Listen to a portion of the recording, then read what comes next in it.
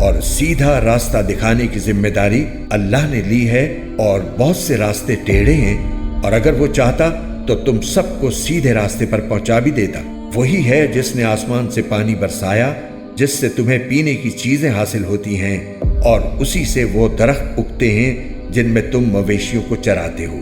اسی سے اللہ تمہارے لیے کھیتیاں، زیتون، کھجور کے درخت، انگور اور ہر قسم کے پھل اگاتا ہے۔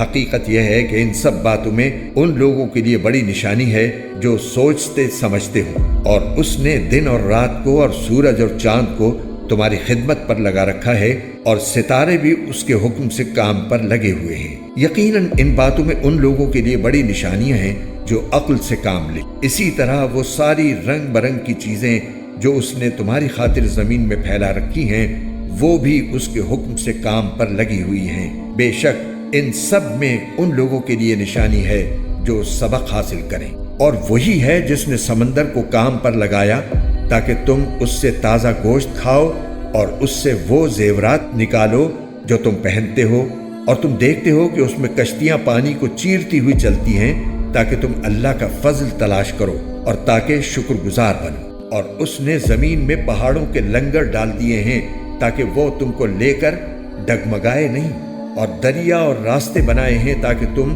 منزل مقصود تک پہنچ سکو، اور راستوں کی پہچان کے لیے بہت سی علامتیں بنائی ہیں، اور ستاروں سے بھی لوگ راستہ معلوم کرتے ہیں۔